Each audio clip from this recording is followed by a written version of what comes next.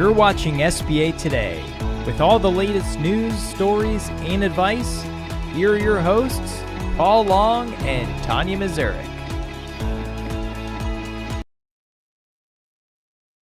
Welcome to SBA Today for the week of February 18th.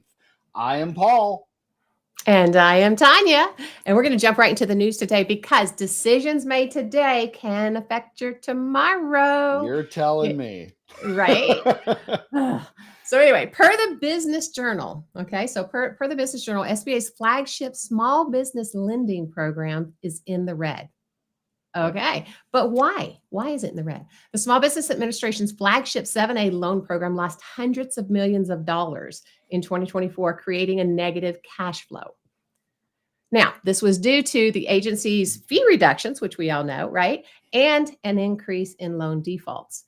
The finding and others, right, come from a detailed risk assessment by the SBA of its 7A portfolio through June 30th of 2024. It was obtained by the Playbook as part of the Freedom of Information Act request.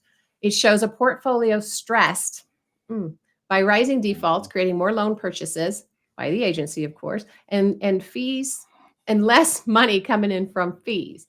Additionally, it showed an impact starting in late 2023 due to the reduction in the loan origination fees, which long have covered the cost of purchasing these failed loans from lenders. Anyway, let's break down some of those findings. So Tanya, I read what the agency posted, and they posted positive cash flow the end of Q3 2023 of 29.7 million. Okay, not too bad. Then in Q4 2023, so just from one quarter, $29.7 million gain to $97.2 million loss. Then SBA reduced loan fees even further in fiscal year 2024. Oh yeah, they sure did. I know they did, Paul. They also eliminated the upfront guarantee fees for loans larger or longer than 12 months and less than 1 million.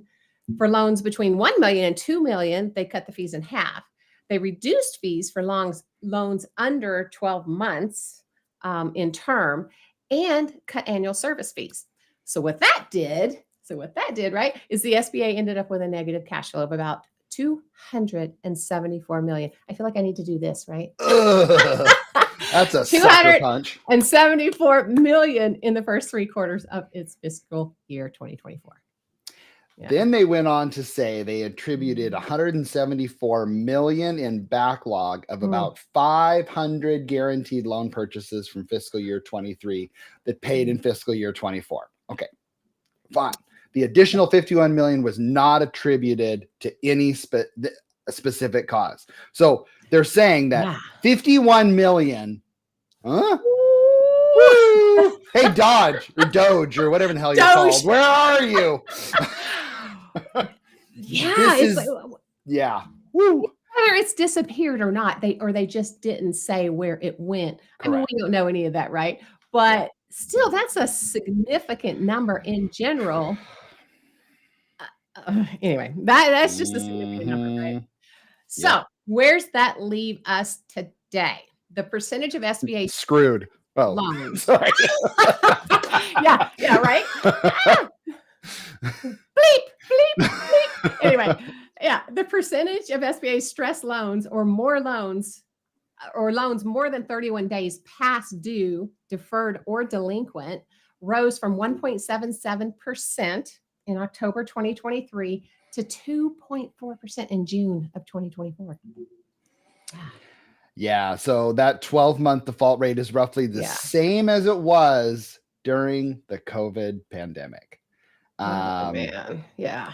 So, Paul, what do you think about that? Because let's unpack it a bit. I mean, easier entry for our borrowers and whatnot into loans, so it costs them less to get into them. Has it backfired? Thoughts? You know, there's a couple things I'm thinking of, and I read through it a couple times to make sure that they were talking specifically about the 7A program and not putting anything in with PPP and EIDL, because I want to because EIDL is a whole nother problem. I don't even know how he did that one, but anyway. I understand, getting business to, getting capital to businesses. I get all that. I understand reducing the fee and lower loan dollar amounts, but there's a huge cost to that. And that's the point it's absolutely scary. And guys, if you think fee waivers are going to happen next year, I mean, I would bet some good money that all fee waivers are gone. Right. That's as well as likely the no loan origination fees under $1 million. Oh, 100%. Yeah, that's all gone. It's going to go back to statute rules based on there. No more. It's scary. And then that hurts access to capital, right? So, I mean, it's a balance, but we got to figure it out. Yeah, it's a balance. And I mean, all of us loan officers, right? We had much better years and whatever, because we were able to get people in the loans that maybe would have had a little bit more of a challenge based on the cash, right? The equity piece of it, because those loans went down. And then we've got the back end part of the service fees. I mean, we got to do something. Yeah, they've got to do something. And it's going to be a little bit of a pinch, both for borrowers moving forward. But guys, if we're just kind of giving it away, and those that we're giving it to maybe are defaulting a bit, well, we're hurting those that actually could get it and not default. So. This is an insurance policy, people. It is. It is. You got to have enough money to come in. I mean, look at what happened in California in the fires. Do you think insurance premiums are going to go up? That's the exact same thing that we're in here, 100%. Right? Yeah. When there's a disaster, you got to have the funds to pay for it. And guys, and loan officers out there, be careful with that, right? If they are, if they are that tight, maybe they need to take a little bit of time to get more capital and be in a better position. Even though that means that you're not closing that loan, it's better for that borrower in the end to actually have what they need, so there aren't as many defaults. So that's true. Yeah. Anyway. So moving on, we have a new associate administrator of the Office of Capital Access. This is a position that's very important within the SBA. If you don't kind of get down to the nitty gritty and nerd out like Tanya and I do on the SBA. So President Trump has appointed Thomas Kimsey, President and CEO of Thomas Financial Group. We are immensely proud of Thomas Kimsey's commitment to serving his country in his critical role, says the chairman of the board of the Community Bank Shares. His extensive experience and position for supporting small businesses make him uniquely qualified to improve the SBA's ability to drive economic growth and create opportunities for entrepreneurs nationwide. Oh, take a breath. Take a breath. I know. Okay, so I'm going to pause for 1 second. Do you think that sentence was made, because I quoted, from AI? Or do you actually think I don't know. Was a quote? I didn't see any dashes. Right. That's true. That's a typical AI. But anyway. That's true. Exactly. As associate administrator for Capital Access, they work to enhance SBA programs, policies that support small business. So there's the individuals that work for SBA that do all the work. They're the administrator, kind of is that voice between the administration and the SBA. But the Office of Capital Access, that is really where fee waivers come in, and all of that stuff is in there. So that's actually, I'll be honest with you, in my opinion, more important than the actual administrator, Kelly Loeffler, just because it's where the meat is attached to the bone. So, Kimsey is going to take a leave of absence at his role as president and CEO of Thomas Financial Group, a subsidiary of Community Bank Shares. So the good news is, I feel, is we have a banker that is doing this. And I think that's the mindset we need in a position like this, not somebody who, maybe is, I don't know, donated a lot or whatever, however political appointees are picked. But I think this is an interesting and a good choice. I think it's a great choice. And I mean, it's kind of the same thing that we have with Kelly Loeffler, right? So she's somebody that's been in business. She's Yep. been in business. She's been an Yep. entrepreneur. She knows about small business. And now she's coming in to run something that's over small business, right? Or Yep. that's helpful to small business. And then now we've got this one where it comes in and, a banker. I don't know. I think there's a couple of really good, I do too. appointments, really.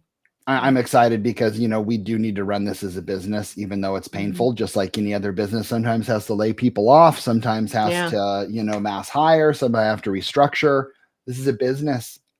Yes, it's backed by billions of dollars of the US federal government, but we need to run it like a business so we can all stick around and have the great jobs that we are all used to having. Exactly. And hey, now you didn't know this was coming, but I'm going to ask you. So have you ever had a decision, right, that you have made that the consequence wasn't exactly what you anticipated? No. Never? What the hell?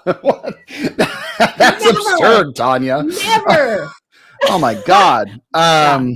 Are we talking this week? Are we talking last week? Oh, or ever? dude, I'm talking. For me, it just, could have been like an hour ago. I mean, who knows, right? But no. Absolutely, it's crazy. Yeah. It's a very interesting world we live in right now. Mm-hmm. Like I said, I always sit back and eat my popcorn and watch what happens, regardless of political beliefs.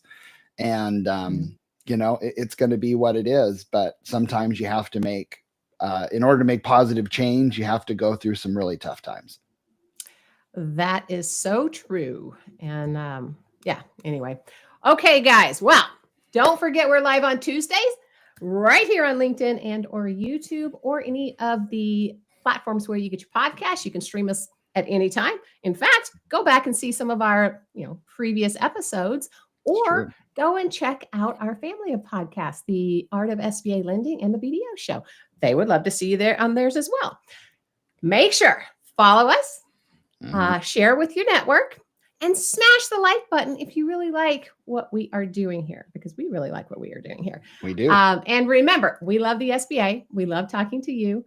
We would love to connect with you. So connect with either Paul or I and or both of us on LinkedIn if you've got any topics you'd like us to discuss or any burning questions. Other than that, rise up with your big bad selves and we'll see you next week. See you later. Guys.